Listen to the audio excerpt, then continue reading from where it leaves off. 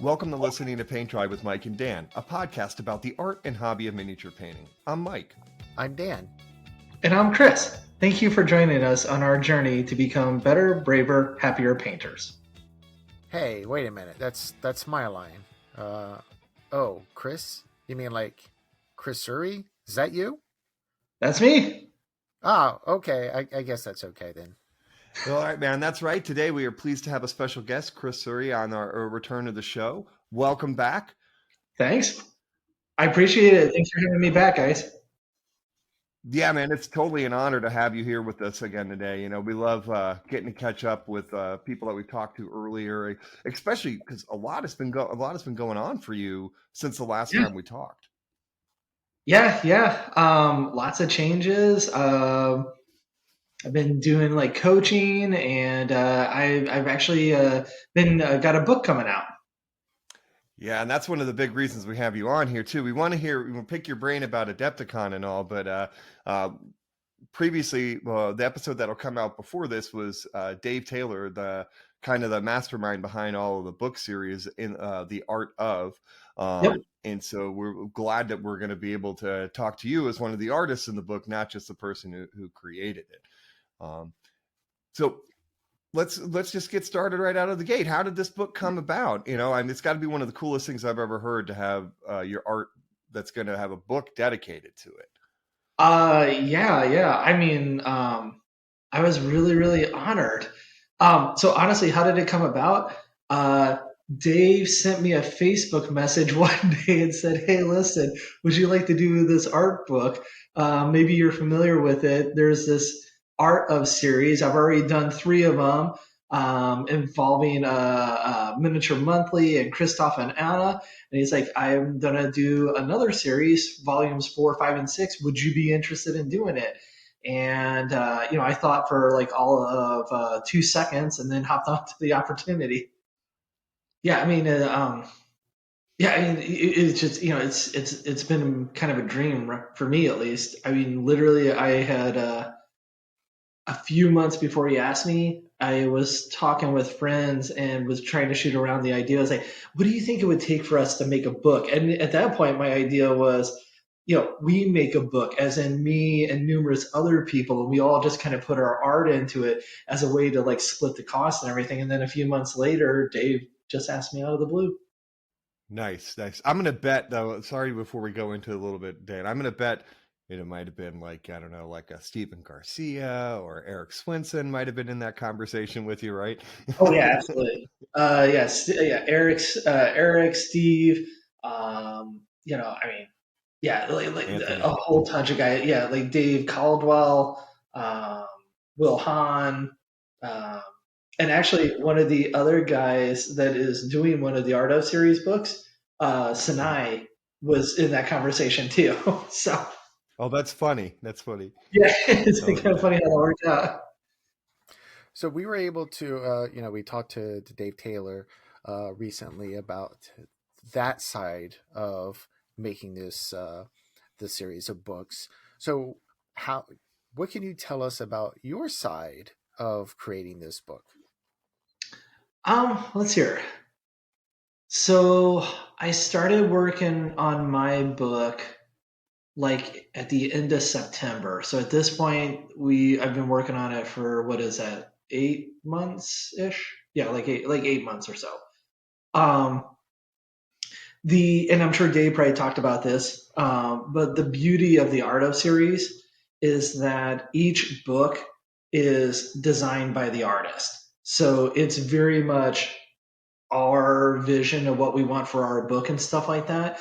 So, for instance, in talking with the guys, Tommy, who's also in this series, going to be in our series, Tommy is more technically kind of oriented. And so I know he's wanting to focus more on not even necessarily recipes, but like techniques and showing those off and stuff like that. But where I am more interested in like art and storytelling and composition and diorama building, mine's going to focus more on that. So like, what I did was I I had the opportunity to kind of flip through some of what the first series were early on to kind of get some ideas rolling, and then came up with a plan of what I wanted to cover in the book, what topics we wanted to discuss, what I wanted it to be, and then I submitted that to Dave, and we started sitting down, hashing out, and trying to come up with a game plan on how to get it done. Being that you're a narrative-driven painter, which the last time we had a conversation, that's what draws me into miniature painting. So that's why you're one of my absolute favorite artists. Oh, I can thanks. fanboy a little bit. Woohoo! I Um, appreciate it. you Thank know, you. I of always, I course, man, still, of course. I always still feel weird when people like, it always blows me away when people are like, "Yeah, I really like what you do," or "I'm inspired by this." I'm like, "You are really? Why?" But okay, great. Well, I love looking at. I mean, for me, it's really simple. Is that I can look at a Space Marine going, "Oh, that's very, very well painted." But like Uh, when I look at your work or Michael Proctor or Roman LaPlante and Oliver Spaeth, I kind of get lost in it, and I think of stories and uh, try to follow. You know what I'm saying? Like it draws me into a story, and that's really that's what kind of turned me on into the miniature painting world. And seeing like starting out with my first introduction of it was Roman's display at Nova Open. So uh, yeah, and that's what I'm always interested in. I'm always like I agree with you. I'm interested in the story and drawing you into the art. Yeah, I mean, I could fanboy all night about what Roman does. I right. mean, You were he's probably, I amazing. don't know if you were like me, but I've looked at probably 200 different angles on that last the zombie bridge. I've spent so much Oh, time looking that at thing that damn is thing. amazing. It is so good. And what I uh what I love about it is like so to do a swarm diorama like that is insane to begin with. I mean, it's you have to be a special type of crazy to tackle that type of project. Um, but even so, like looking at that one is like so much better than even what he did before with like Last Light. And Last Light is beautiful and it's such a cool piece. But like I think the zombie one's even better. When it feels like more of directed art per Yeah. se. You know what I'm saying? Like I don't know, like the whatchamacallit, the last light to me always feels like it's a snapshot in time where Uh, I don't know why I feel like there's more motion happening in the zombie one. I don't, maybe I'm going insane, but no. You are right. And that's actually what composition is Roman is using like the way he designed that piece and like certain angles and the way certain things move in it makes you feel like it's more alive and that it's actually literally moving. Like it's why when you look at the piece, you can almost hear in the back of your head like the from the zombie or whatever. Um, like Last Light. I mean, it's just one of these things. Like to me, I guess looking at it, I'm like, oh, I can see where he learned and he did something even better the next time. And like it inspires me to want to do a swarm diorama. Like to be that insane to put 150 models on one plinth and just try to create something. So, that's giving me agita. I can't even paint more than like two of the same thing. Anyways, let's get back to you. I want to talk more about your work, and like we just said, you're a narrative-driven painter. Did you kind of approach the book in that same way? That is it more of like the from kind of a beginning to end, like kind of narrative, or like is it kind of broken down into smaller narratives? um, I would say it's probably broken down into smaller narratives. So, so the beginning of the book is literally just kind of like an introduction. Like, hi, my name's Chris. This is a little bit about me. This is a little bit of history of my life. This is why I like art. You know, um, tried also to be like telling a little bit about like how I used to be in art a little bit when I was in high school, but then I had to like lose touch with it, and then kind of reclaim that as I got older. Maybe try to be encouraging to those people out there. They're like, I have no art background because I don't either. I mean, like I had one. art class in college that was painting, and I got like a B in it. So I mean, I didn't have like this massive repertoire to pull from. But then so that's kind of like the beginning. Then the next portion of the book is maybe I guess it's a little bit more technically oriented, but I would still say it's not really all that technical. It's we have a section talking about inspiration, which on one hand might sound kind of dumb. I mean, people are like, well, I know what inspiration is. I know how I get inspired. But part of the idea is, well, not only am I going to try to show you how to take that inspiration, I'm going to try to show you how to apply certain mental exercises to it so you can start manipulating and turning it into different things. Um, like in particular, this is what is known as like Osborne's checklist. And so it's this idea of like manipulating things and trying to make them different to get a different result. Like a kind of an example I would think with it is how in How to Train Your Dragon, which is this piece I did for Crystal Rush a while back. That's this blue dragon with this like Viking female figure. That blue dragon, originally that dragon's from Carol Rudick, and it's like a swamp monster. But by painting it in blues, I changed the way it feels. So now it doesn't feel like a swamp monster anymore. Now it feels like it's associated with the ocean. And that's kind of like how this checklist works. So that's part of like the inspiration part. Then we have a section on storytelling. So we talk about like, kind of like how do you tell a story and why is a story in art important? And the reason a story in art is important is for what you were just talking about, Mike, in that you keep going back and looking at it, right? That's the point of the story. Go back and look again. Go back and look again. Go back and look again. And then, after that, then we have a section on what we call composition, which is about how when you build a diorama, where you put certain pieces and how creating certain like geometric lines within that tells different stories. So like going back to Roman's piece, I would say probably one of the reasons why it feels the way it does is because in the bridge, he's got those cables that come across as a diagonal, and diagonals create this sensation of movement. So that's how come the zombies feel a little bit more alive, or so on with them. So we talk about composition. Pun intended, right? Pun intended. You got it.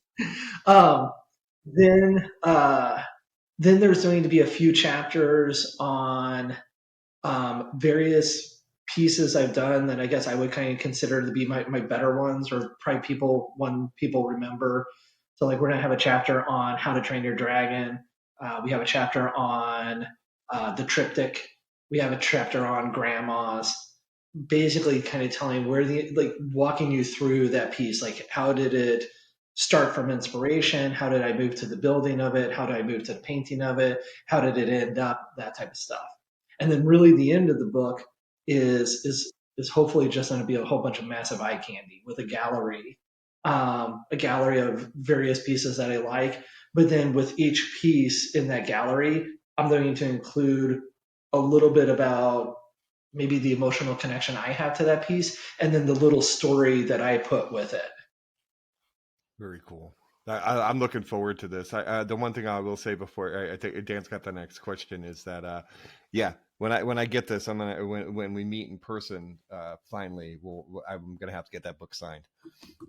Oh yeah, I'd be happy to do it. I'm kind of hoping. What I would love to see is once the books actually go out, I'd like to kind of like see where they go.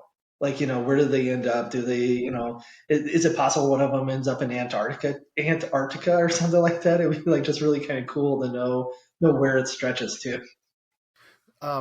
Actually, I kind of have like two questions that I want to ask. Sure. Did you do anything special specifically for this book? Did you create anything for the book itself, or did you already have something in your back pocket or something in mind and say, oh, okay, I'm just going to go ahead and just do this? I wouldn't say I did anything 100% for the book, but I am definitely I've been doing pieces while I'm writing the book and then I'm taking stuff for them and putting directly in there. So for instance, like I'm almost done with a piece right now that I haven't really even decided on its final name yet. At the moment, the working name is Blacksmith, but it's kind of this piece with like this female dwarf from Big Child working at the anvil, restoring a sword, and the scene of like her forge and all that type of stuff.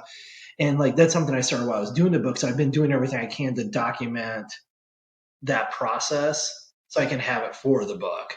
But like uh, but yeah, I can't say I did it like 100% for the book. I mean, I'll probably take that piece to competition and stuff like that. Yeah. Because that kind of leads into the next thing is about the photography for the book.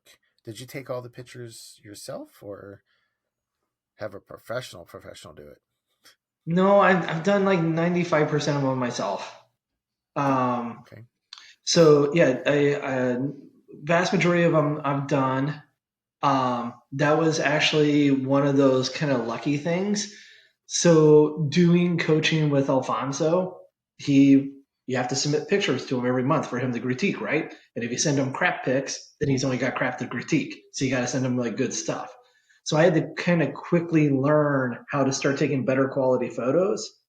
Um, I probably could still do much better than what I do, but literally I just use the camera phone, but then I have a setup with a gray background, use Lightroom, and then I have basically the two clamp light type thing going on, or I'll use like one of those selfie rings and shoot through it to get the lighting kind of right. And then in Lightroom, you can kind of adjust things to get it accurate. And so that seems to be doing pretty well. Um, some of the photos will end up modifying yet. Like one thing I would like to do in the book is take photos of the pieces when they were done being built, but don't have any primer on them or have any paint on there, and then actually draw lines to indicate this is for instance this is this part and this is how I built it. Like I literally yesterday put up a picture of a base I just finished. Um, that's going to be it's a group of pirates robbing a ship. It's my motley crew of goofy pirates robbing this ship and everything.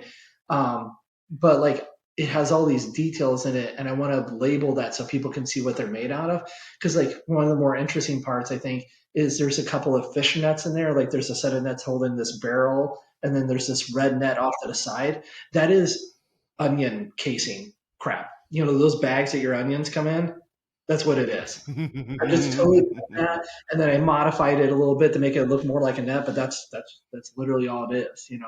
Um, or recently, I did a piece for Golden Demon called "The Rats," and it's a series of some scavenging coming out of like the sewers and everything. Well, Oh like yeah, I the remember that. tube, yeah. So the sewer tube that the main like the leader rat's coming out of is a cup. It's a plastic kid's cup that I just angled and cut a certain way to give the feeling that it's like a sewer pipe or whatever, and then kind of modified it. So that's part of one of the things I want to kind of show in the book because um, people will be like, "Oh, where'd you get this?" or "How'd you build that?" And a lot of it is just looking at your environment and taking something and modifying it to be the thing that you want. So Dan, what I'm hearing from Chris is that nothing is safe in his house. Not Oh in God, his no. house, no. Not his house. So okay, it's a fun story. The show would I was gonna say a bad word, but also show what a not so nice person I am. So in Grandma's, so it's a scene of Grandma, and there's like that fireplace behind her, and she's got the soup in front of her and everything like that. That pie that's behind her that people like and everything like that. That pie is actually a little critters piece from my daughter's set that I totally swiped. Oh, I'm sorry. I was just saying, there was like it was just like one night I saw that like little pie in her set or whatever, and I was like, oh, that's perfect for that scene. Yank. And I just took it.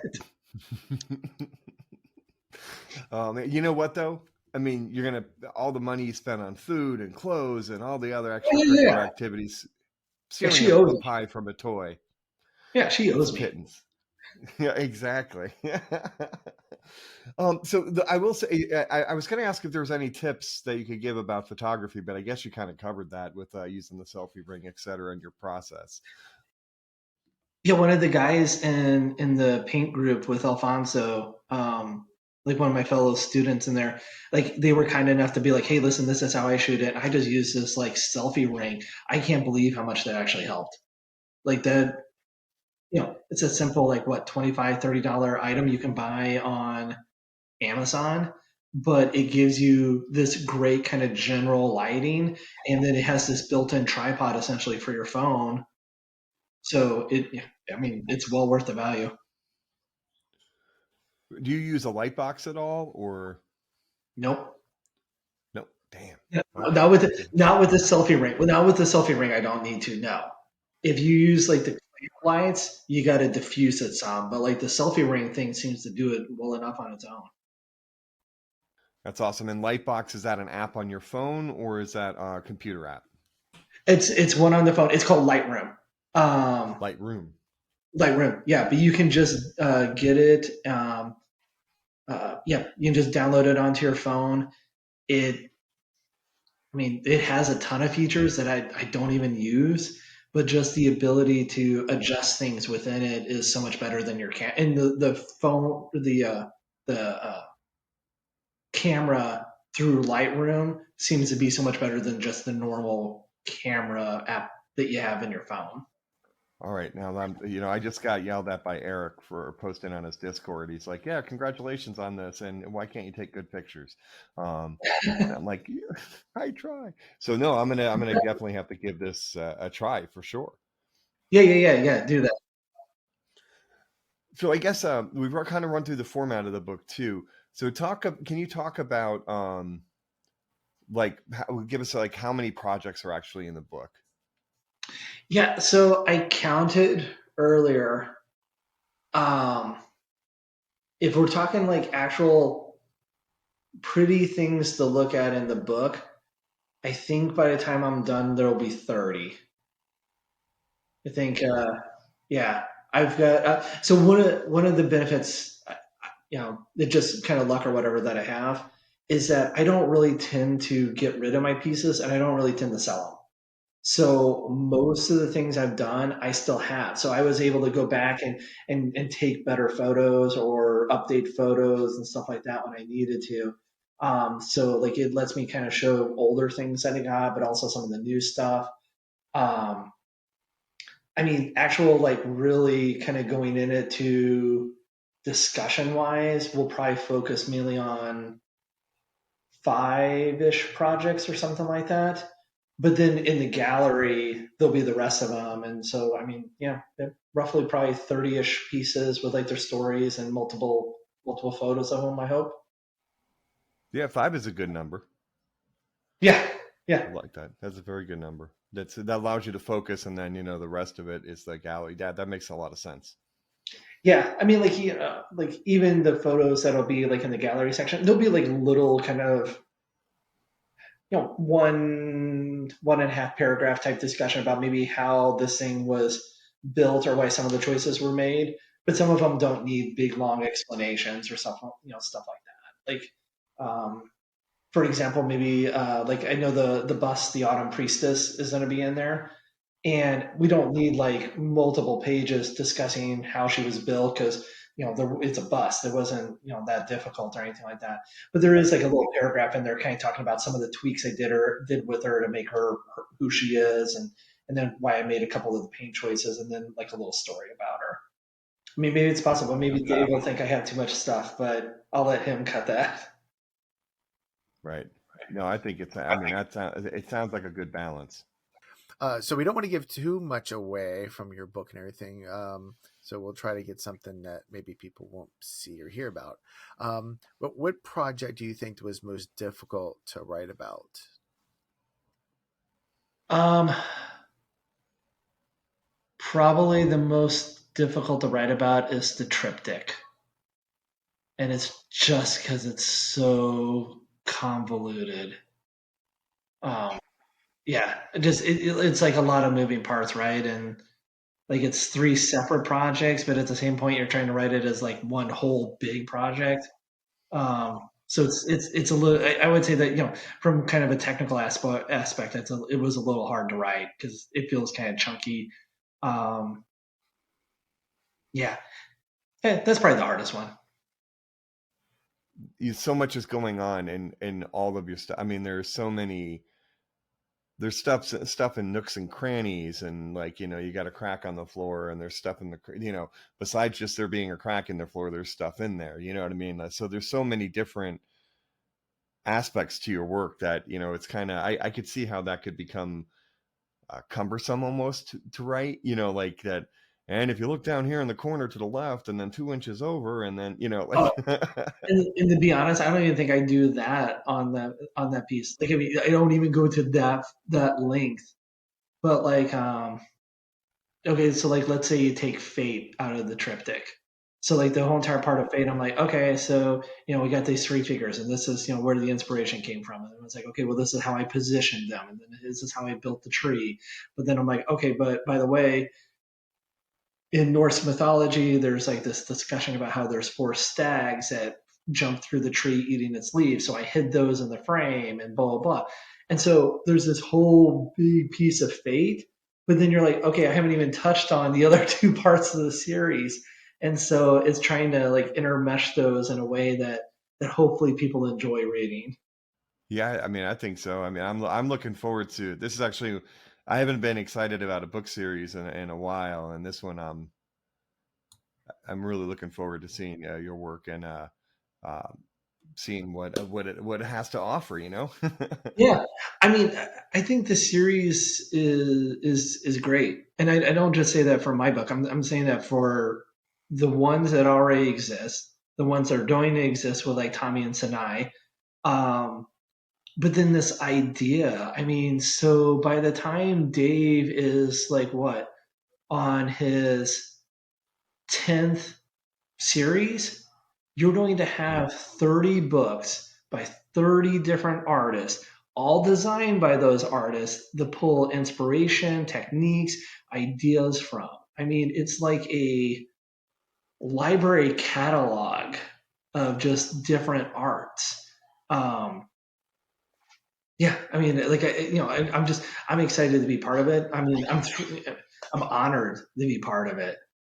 For him and for other people to think it's worthy. My pieces are worthy of doing that. It just, I mean, it makes me feel. It I don't makes know. me It feel made great. sense to me when I heard it. I was like, "Yep, that makes sense. That would be a person that would be a great book. That would be an artist."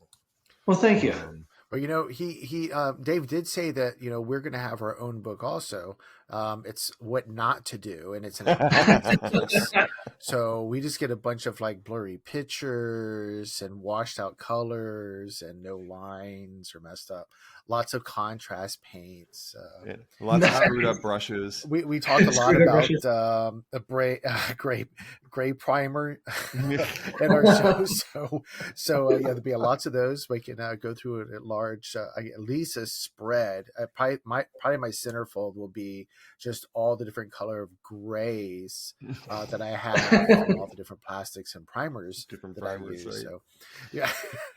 He didn't like our title of "They Suck at Painting, so you don't have to." The art of they suck at painting, so you don't have to. What not to do when you're sitting down to paint. Right, exactly. By Mike and Dan. Forward by Dave Taylor. Right. I don't know how these jokers convinced me to do this. Oh gosh, I lost money. Right, lost money.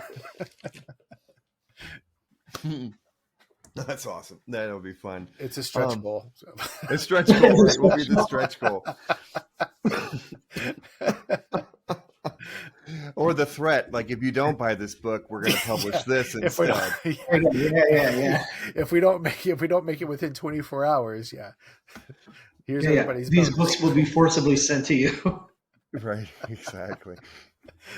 Oh my goodness. So the project launches May 10, right? Yep. May 10th. Kickstarter and runs about a month, right? Yeah, runs till like I think it's June 1st. I think it's the very first day of June. Awesome. That's so exciting. I'm so happy for you, man. Congratulations about this book, this project. Thanks. I appreciate it. I'm really really excited. I'm excited. I'm honored to do it. I want to make sure I'm turning out a good quality product that people will enjoy, and I just hope when they get it that they read through it, learn a little bit about maybe me, get to look at some really beautiful things, and maybe they'll feel inspired to create something on their own then. There was this little convention that happened back in March. We'd like to hear about some of your experiences with Adepticon, and of course, we want to talk about the Golden Demon. Sure. Um, so it was amazing to go back to Adepticon. I love that convention. Um, it's such a nice mix of a variety of things for me. On one hand, you get to meet up with all of your painting buddies from like literally around the world, right? I mean, you get to hang out with like Alfonso and Ben. Um, like Andy was there. I mean, just all these great folks that finally get to see them again in person and hang out. But you get to meet all your U.S. buddies again. The convention center where it's held at is very nice, and it's really nice in that it's not like going to Gen Con because like you go to Gen Con, it's nothing but just people, people, people everywhere, right? It's like a sea of people. But this is smaller, so it's a little bit more intimate, but yet it's big enough that I mean you have stuff to do constantly. Um, and then there's a lot of good restaurants around there too. Like I mean, there's Portillo's, that's fantastic to go eat at. There's that wonderful like whatever what's that? There's some breakfast place that's near there too that I basically woke up every morning so I could just go eat at that place. Um, Oh, that's cool. yeah, but yeah, and Nice. then like the other benefit of Adepticon is like because you got all these painters from all around the world coming, you just have a multitude of classes that you can take from like some of the best people in the world. Not only like artist wise, but just they're just good people. Um, like when I was at Adepticon this time, I did a 2 hour private coach thing with Alfonso. I took faces classes with Ben. I taught a class with Anthony Wang that we did like on atmosphere and diorama building. Then got to take a class with Francesco on freehand, which was absurdly good. It was like Nice. so interesting because like he basically had us paint everything in just grays. And so like you painted your whole entire low design on the shield. And like I'm kind of starting it out. I'm like, okay, yeah, it looks okay or whatever. And then towards the end, he's like, okay, so now we've got all your values set. Basically you have like a really high quality Grizel, and then we applied color over that to get the and like I mean I've got the little shield like over there in my case. It like honestly looks like the cover of some heavy metal album. I totally love it. Nice. So it was such a great class. Well, let's hit on that a little bit. So, was this your first time teaching at a convention? No, I taught at I've taught at Adepticon once before, maybe twice even. I don't know. Yeah, it's once or twice. And then I've taught like a Warfare weekend. I've taught at Gen Con, stuff like that. Honestly, I've been teaching less and less. I only taught the one class at Adepticon mainly because Anthony and I wanted to kind of try out this like dual combo teaching thing. Um, but for the most part, this time at Adepticon, I just wanted to have free time for myself so I could go paint and see friends and do that type of stuff. So maybe next year I'll teach a little bit more. Um, Well, give us a report? How did the combo tag team work? How did that go? in all honesty, we started out with some technical difficulties, which kind of threw things. But once we got past that, I think we did well, and I think people liked it. They said they liked it, and we've been fortunate enough that even a few people from the class, after they were done on Instagram, have actually posted things like further development of the projects that they started in the class. Um, Anthony had warned me that he thought we needed more time, like more time in the class to get to our conclusion. And I was like, oh, no, we got plenty of time. No, we didn't have nearly enough time. So like if we were to do it again, like, I mean, I think we need to move it from like 4 hours to like a 6 hour type thing to try to give people more time to complete because what they actually did. But basically what we did is, so I built bases for everyone. So we told them you need to bring a miniature. And I built like little 2 inch by 2 inch bases on just some like wooden plinths and that. And I just built the most random things. Like some of them were like kind of factory scenes. Some of them were forest. One of the guys in our class that I got to know better afterwards, Dan Dougal, he got this basically magic mushroom forest that he had to work with. Nice. Yeah. Actually, we know Dan. Dan's a friend of the show for sure. I met him at ReaperCon last year. Oh, did you? Yeah, great guy. Yeah. Nice guy, really. And I think Anthony's the one that got stuck with it, but I literally designed one of the bases that was basically this giant angry snowman looming over something. And I don't think anyone picked it, so Anthony got stuck with it. But it was just like goofy bases, but trying to make you to figure out and tell a story with it. And then Anthony's portion, so my stuff is diorama, building, composition, but Anthony is incredibly good with ambiance and lighting in an atmosphere. So he focused a lot on talking about how different lights affect different things. So like, basically, well, how does a red light actually work when you have it on a green cloak, and stuff like that. Right. Man, that's stuff that's hard to learn. So yeah, that sounds like a great combo. And Dan will probably say the same thing to me later on. It's like, yeah, man, we got to go to Adepticon. Right. Yeah, come to Adepticon. Let's go hang out.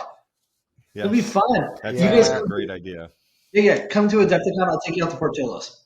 We'll go get some of that like really, really soggy roast beef, and you can have a cake shake. All right. That sounds like a plan to me. Yeah, I think we're just going to have to just hear every single time we talk to somebody who's been there. It's just like, it's mind-blowing. It's great. It's fantastic. And you start learning more about all the classes that we missed. And we're like, okay. And Mike and I did talk about it. We were just like, we got all this other stuff going on. And in this year, it was a bit weird too. Yeah, right? I mean, like COVID was just kind of slowing down at that point. We had just gone through the Omicron variant in January and everything had been kind of raging through. February, it started kind of calming down. And then like actually the state of Illinois at the end of February did away with their mask mandate. So all of a sudden then 3 weeks later, you're all at Adepticon and there's no longer a mask mandate and stuff like that. So that was kind of, I mean, I can understand people wanting to be cautious. So. Right. Oh yeah. Well, and but like for me, it was more of the crap. I got one going to college, and soon I got to graduate. I'm like, I gotta pick my poison of where I go. I hear you. Like, my oldest just started college this year, and then I got 3 more in line, and so like, just because like. So I mean, mind you, like my real issue is I'm terrified of flying, but I really, really want to go to Monty. But one of the excuses in the back of my head though is also like, well, it's going to cost us much to fly to Monty, and you got a kid in college, so you can't really afford it. Nice. Hey man, I don't look at it as a bad excuse, for sure. And so now this is always. Dan and I have an episode that will never see the light of day where we're talking about kind of the nature of Adepticon now has the Golden Demon. And it's interesting to me, excuse me, I'm sorry, especially having an artist like you and the way that you paint. First of all, let me ask, was this your first time entering a Golden Demon? Yeah. First Golden Demon. Okay.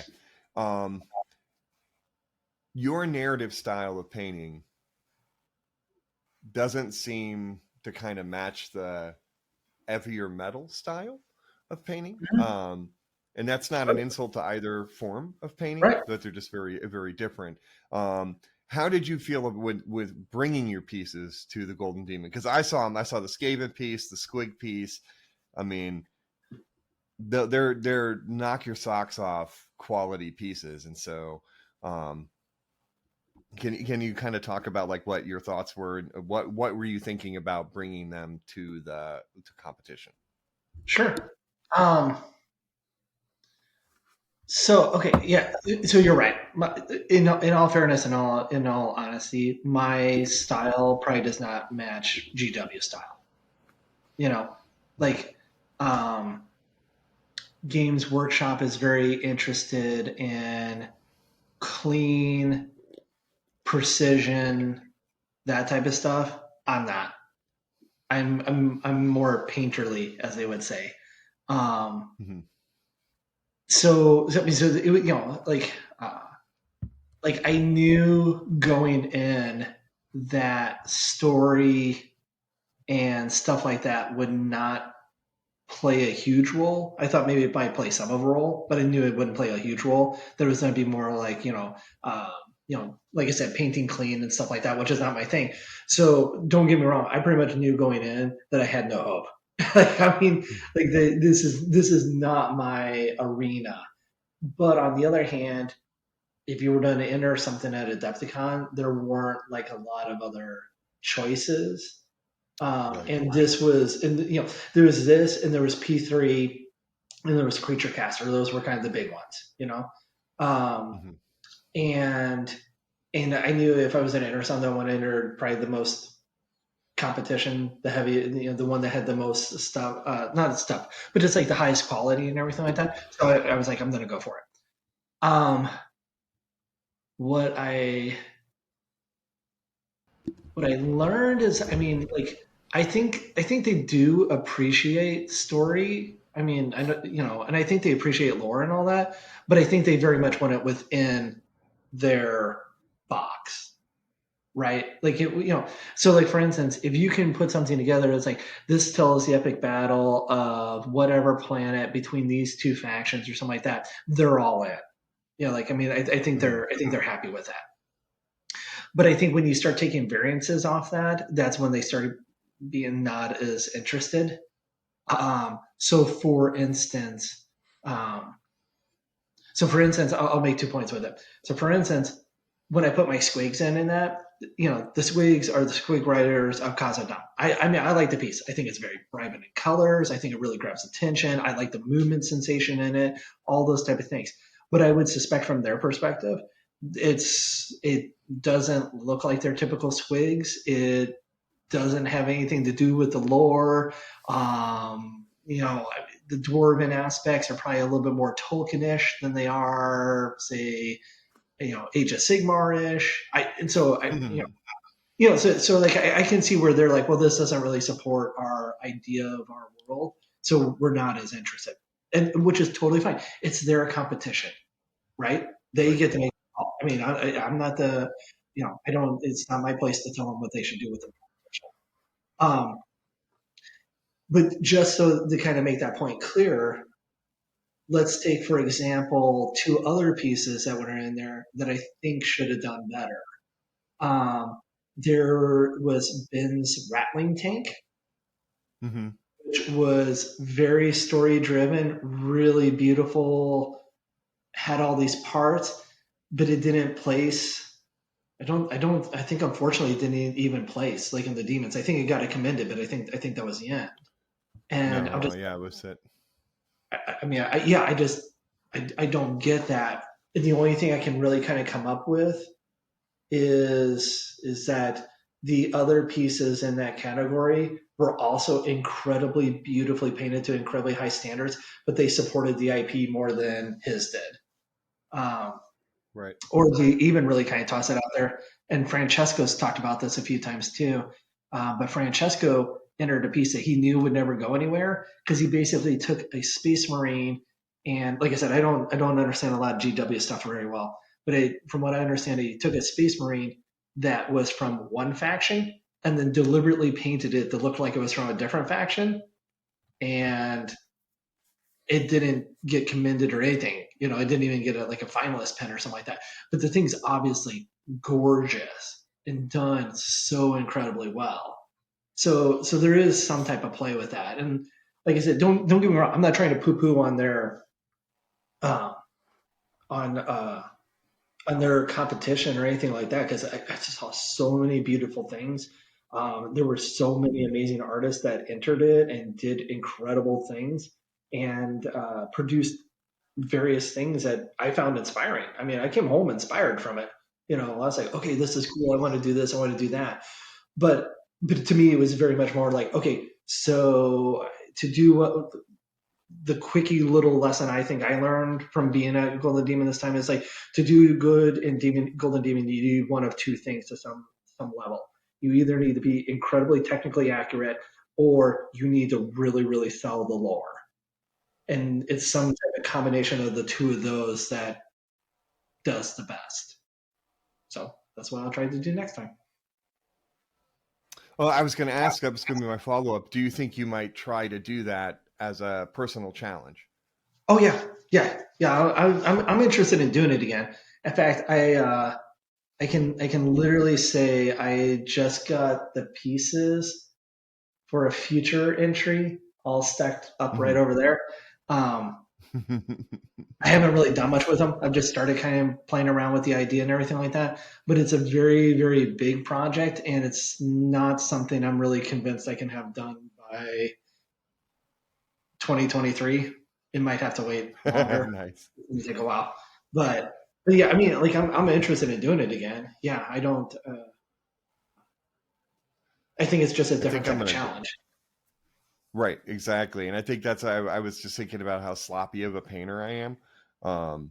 In that if I do, like we go to Adepticon, I'll try to do like one as clean as humanly possible Stormcast and one as clean as humanly possible Space Marine and see what happens, you know? Yeah. I mean, yeah. And like, I guess the other thing to maybe to quickly touch on about it. So you can go to any competition. You can go to Golden Demon. You can go to Nova Open. You can go to LVO. You can go to Monty. Anything like that. You can take an incredibly really well done thing. It's like something like your best or something like that, and enter it, and maybe it doesn't place. That does not mean it's crap. It does not mean it was bad. It just means that I mean, like there's so many good things out there. It just wasn't picked that time. It doesn't mean I look over like the rap piece is sitting over there in my cabinet right now with the commended paper with it and everything like that. I love that thing. It's great, and I think it looks good and everything like that. Like even after like Golden Demon, I put it, I was like, well, maybe it's not so good. Maybe I was kind of wrong about it. But then I went ahead and put up pictures of it, and people really seemed to like it. So it's like, okay, no, it's good. Just wasn't as good as other things. And that's okay. Now, were you able to talk to any of the judges or get any feedback?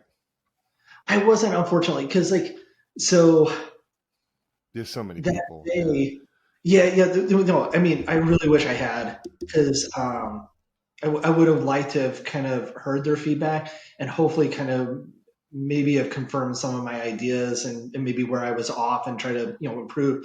But the thing was is that so they're scheduled to do the announcements at one time. I'm like, okay, that's perfect. I can get out of here in time and I'll be okay to get home and stuff like that. And then it got pushed back, and then it got pushed back more, and it got pushed back more, and all of a sudden I'm like, okay, when this thing ends, I have got to hit the road. And so I got kind of rushed getting out.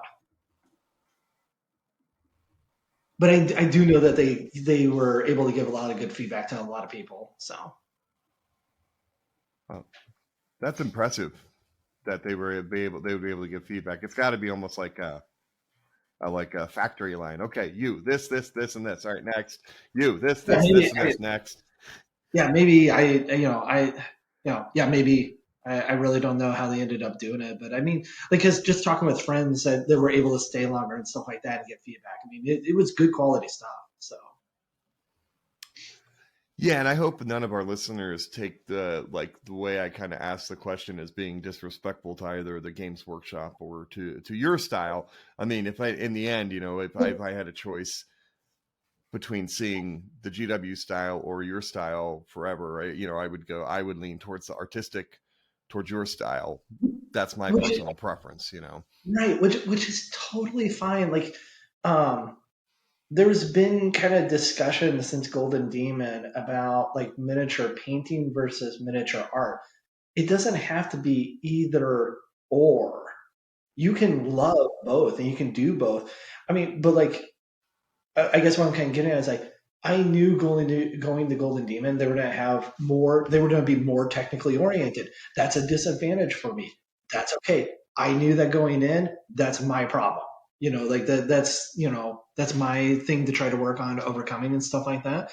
Um, if I took a similar type piece to something like say Monty or something like that, though, maybe it would do better because at Monty, I think they definitely most certainly really focus on technical issues at Monty. Like I mean, you got the world's best painters there, but they also focus more on artistic and those type of things too. So that would probably help me out.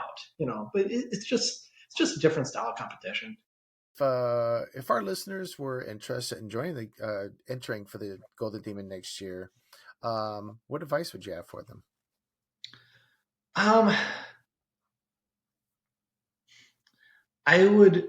So the first thing I would do is I would make sure that you pick a piece to paint that you really, really love, like an idea or a figure that you really, really love, because you're going to be spending a lot of time with it. Um, So if you pick something, you're like, oh, I'm gonna paint up SpaceWorks because I love SpaceWorks. That's fantastic.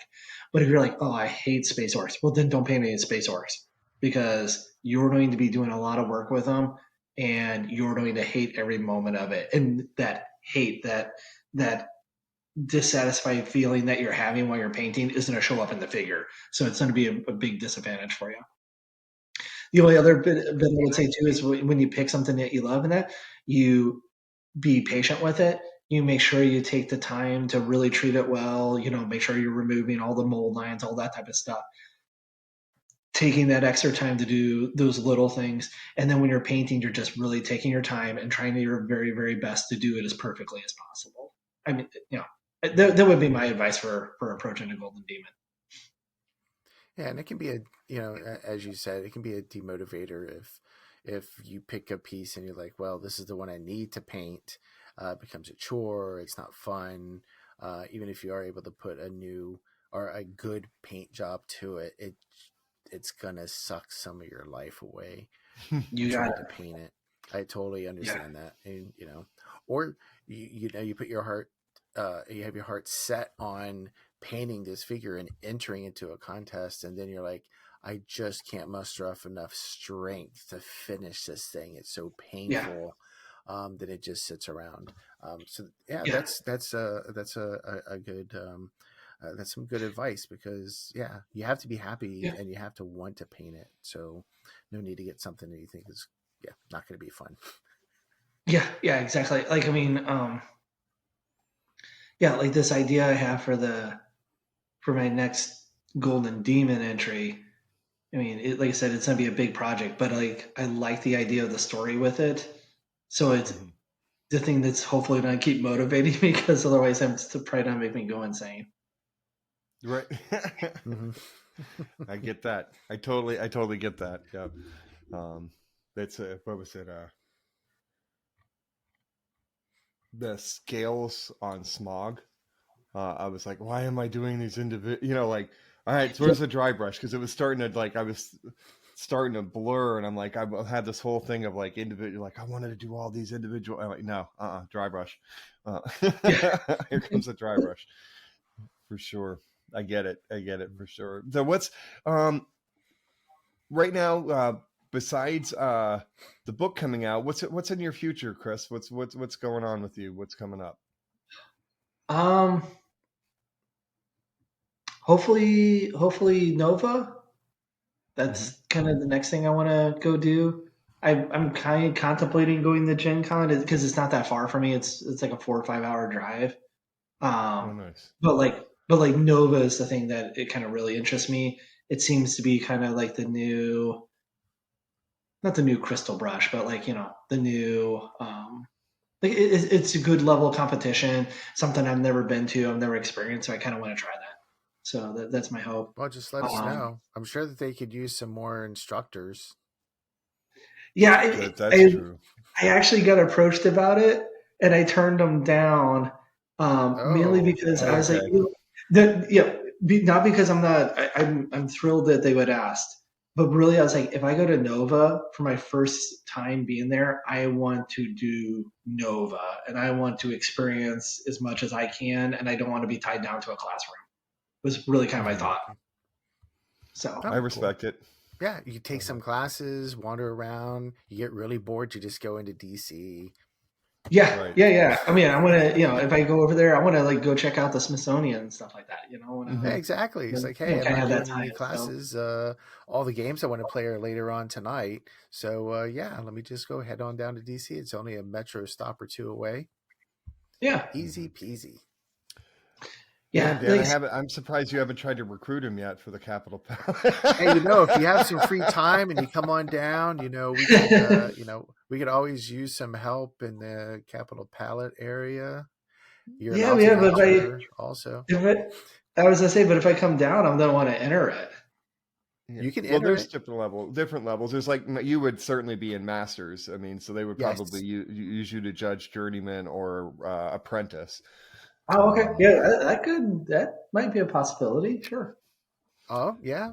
Well, I Yeah. have a conversation with someone that I need to have about judges, so maybe I'll just throw your name out there. He'll probably be like, "Yeah, not until he's finished with this book." oh yeah, that's right. That's right. That Dave Taylor is the one who's helped Dan put the judges together. Yeah. So yeah, you might be asked anyways, even if we didn't have this conversation right now. Probably. It's So Yeah, I okay. mean, now and you then know at least know Dan helps run the Capital Palette. I don't know if you knew that beforehand, but no, yeah, I did. Yeah, yeah. okay. No, yeah. I mean that, and then like other goals would be to make it the Monty. Um, Hmm. I mean that's like kind of like the holy grail of miniature painting, right? And Right. like, I mean, yeah, the only thing that's really holding me back from going to Monty is myself, and it's just because, like I said, I I'm sure it's some type of control issue, but like I'm terrified of flying. I've only done it once, and I was sick the whole entire time I did it. Hmm. And I mean, flying to Monty is like what, 14 hours, 15 hours? It's a Yeah, but they long Oh have wow. time. pretty good. They have good pills and stuff for that kind of thing. Exactly. Well, I mean, you I, went to I med literally, school, so I imagine you have access to something.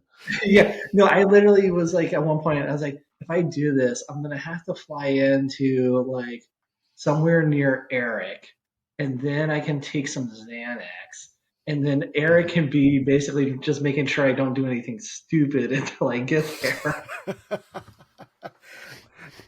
I Well, guess probably. Let's see. I wonder where we go. Probably Baltimore or yeah, maybe Dulles. No, Dallas but you would know what? probably. I bet they fight at I bet California. Yeah, they're gonna go to California. I bet they fight at Chicago and then Chicago over or New York. Yeah, yeah, and see if they did Chicago over, then I could just drive up to Chicago, and then I could take the Xanax, and then Anthony can stay with me as I fly over. Well, I mean, that's the other side of it, though. Giant Viking guy watching over you in Mhm. from Southern Virginia. You got to pick your, what you need. Right, right, yeah, yeah, yeah. I mean, yeah. So because like, I mean, everyone's so incredibly nice, and it's just it's a dream to go there and just be able to walk around through that little town and just Yeah, experience that. everything Eric said was basically like you enter your models, then you go eat, and then Yeah, you eat I some think that more. yeah, I think that's it. You, You enter your models, you go and eat, and then you talk painting with like your friends, and then you guys go look at some of the models, and then you're like, I feel hungry. You go eat again. You talked about painting more. I think that's what it is. But that sounds perfect. That sounds like that's a great weekend. It really does, really does. See, and I would be easy. It would be easier for me to be like, "Hey, honey, let's go to Italy for this." And there's going to be 2 days where I'm busy, and my wife's very much like, "Yeah, I'll see you later." You know, like, I'm going to go explore Italy without your ass, you know? Well, You no, know, that sounds no, she perfect. has no shame in being independent. But for sure, no, you know, I don't want to keep you too much longer. Okay. But thank you. So I appreciate you joining us, but I want to make sure that since the last time that you were here, you gave us some advice for to our listeners about becoming better, braver, happier painters. So since that time, anything new you learned or other advice that you would like to give our listeners as they continue their journeys? Yeah, I mean, a couple of things. One, and I have to admit, I don't remember what I said last time, but I think it's incredibly important to talk with other painters, to get other opinions, bounce ideas off them, and stuff like that. Whether that's in a friendly way, where it's just you hanging out with some friends and sharing pictures and being like, "Hey, what do you think of this?" Well, does this read correctly to you? Um, Real quick side tangent with that, an example. So for folks who may have seen it on Instagram or whatever, I put up this picture of this like kind of this like boat type base I did for a piece that I'm working on. So that piece has been under construction for since like December. Um, I've been kind of messing around with it. I mean, there'd be period of times where it sits still for like a week or two and nothing happened with it. But the reason it took so long to kind of do that is because I was constantly bouncing ideas off of all my friends, all these like other friends, being like, "Hey, what do you think about this? Does that read correctly? Is that right?" And they would come back and they'd be like, "Oh yeah, this is cool, but this isn't right. I don't like this." Like everything from like some of the initial pictures, they're like, it doesn't look like a boat. It looks like a tavern. I'm like, okay, so we got to fix that. How do we fix it? Okay, let's add more nautical things into it. So like more ropes, more nets, those type of things. The octopus, like decorations that says nautical. So yeah, having that community to kind of bounce things off, which then leads to the other part of that, which is like find like if you have a mentor or something like that, that can be really useful. I've done private coaching with Alfonso for almost 2 years now, and it's probably the best thing I ever did. Like my growth and learning jumped huge amounts just by talking with him, listening to him, him telling me like, okay, I would try doing this and this is why, and you're like, oh, I mean, and sometimes it was even just things that were stupid that I just didn't know. Like, I mean, there was like literally one time he's like talking to me and he's like, "How often are you changing out like your palette paper?" And I'm like, "Oh, I like leave it on there for like a week and a half." And he's like, "You're insane." Like he's like, your paints are becoming all watery in that time, and they're not getting good coverage, and this is part of the reason you're getting this like matte effect and everything like that. Like basically you should be doing this almost like daily, switching out the paper, putting new paint in there, blah, blah, blah, stuff like that. So it's just sometimes even things you think are simple and easy that you have no idea you're doing wrong. Having like that guidance and mentor can be a big help. So, and then the other part would be you should do things you love. So if you love non-metal metallic, paint non-metal metallic and have fun doing it and keep like doing your best at it and stuff like that. If you like building dioramas, you keep building dioramas, but do the things you love. I just thought of something that shame on me for not asking about it, but you're the first artist that we've had that's been involved with the project. Um, can you tell us a Oh, little bit about the Nova Open Charity yeah, Marvel superhero, Marvel United? I think is it United yeah. that you're doing. Yeah, yeah, no, I'm glad you asked. I wanted to make sure we kind of got the word out about that. Um, so the Nova Open Charitable Foundation is this group run by Sean Fulton, who every year they raffle off tickets for various artistic pieces done by artists and stuff like that, and then that money goes to like a worthy cause, like sometimes like Doctors Without Borders and stuff like that. This year it's going to be going to like the Ukrainian war effort. Um, so the Marvel United one, this was Eric Swenson's idea, and he started kind of gathering us all together.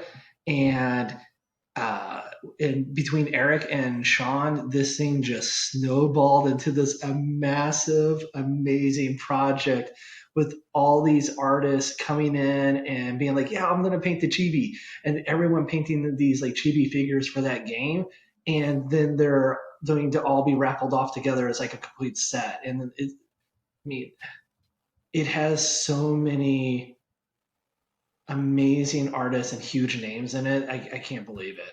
Like, I mean, Mhm.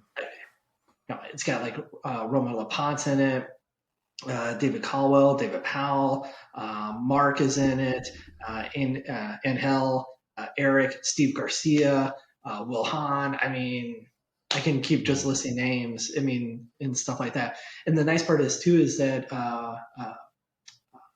the guys from Big Child and everything basically got us an entire Marvel United set. So it's got like the Kickstarter exclusives and all that type of stuff in it. Damn. Now they're That's not all painted, but a large number of them are. And then each artist like signs the base on there too. So it's this really beautiful set. I'm so thrilled to have a small contribution in it. And who did you paint for it? So I painted up Taskmaster, and then I just finished Valkyrie today. So I've got Taskmaster and Valkyrie. So Fun. That's a lot of fun. This is a great project, and I want to, yeah, definitely. We'll make sure we get the word out about it too. Now, do you know when this is going to be raffled off? Will this be at the Nova Open, or is this going to be before?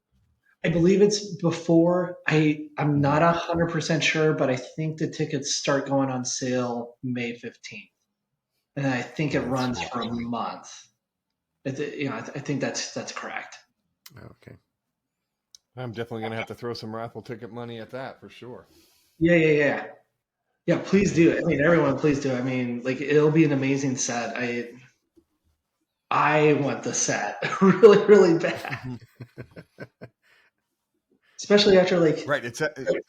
Go ahead. Sorry. Oh, I was just gonna say, especially after like some of the pieces. I mean, like everyone's been putting them up on Instagram and sharing them, so chances are people have seen them and everything. But like, just all the amazing paint jobs, and then everyone doing it in their own style or their own view is so incredibly cool. Yeah, I mean, just in one fell swoop, winning that raffle. How many of the world's best artists do you get a piece from? Like instantaneously. That's just mind blowing to me. Yeah, I couldn't give you an exact number. I do know that Sean told us at one point that through Eric kind of getting that thing started and then other people like seeing it and wanting to get in on it and all that type of stuff, that we have like either artists who are donating their own projects or pieces for that, the number somewhere around 80. And those are not all guys that are painting these models, but they're like people that are donating things and stuff like that. But like the number skyrocketed to like 80 when people started seeing all this, and like I said, it's amazing. It's a thing of beauty for sure. Yep. All right. Well, as we, of course, we don't want to end this conversation, but as a closer here, can you remind us about this book that you're doing for Kickstarter, when it launches, and where our listeners can find you? So listeners can find me just on Facebook under Chris Suhre. You can also find me on Instagram under Chris Suhre Miniature Art, and then wherever there's a space, it's like just an underscore. If you find me on either of those platforms, you'll see there'll be links to the Kickstarter, which goes on May 10th and then runs through the end of the month. The Kickstarter is for a series of books called The Art of, and we're the second series. So we'll be volumes 4, 5, and 6, and there'll be a book by myself focusing on my art and like dioramas and storytelling. There'll be a book by Tommy Sewell, who is known as the Miniature Mentor, and he'll be focusing a lot more on that kind of like technical things and stuff like that. And then good old Sinai, who is going to be doing a lot of stuff with colors, and he does a lot of colorful artwork, not only like on armies and Games Workshop type figures, but then also through like busts and stuff like that. Excellent. Sounds like a plan. Sounds like a lot of our money's going away, Dan. Yeah, I know. Jeez. We got Kickstarters. We have charity events. We have Adepticon. So, Chris, thank you so much for being on the show again. It's always a pleasure to catch up with you. No, thank you for having me, guys. I very much appreciate it. yep. And we look forward to seeing you again out there. Sounds good. Yeah, I'll see you guys at Nova Open, or if not there, at Adepticon. Listening to Paint Dry with Mike and Dan is a production of LTPTWMD. All rights reserved. No portion of this recording may be used without the express written consent of the host. The music is Death by a Thousand Questions by Springtide. Download from the Free Music Archive on a non-commercial attribution share-alike basis. All views and opinions expressed in the show are solely the views and opinions of the person who said them. All celebrity voices, if any, were impersonated and done so poorly.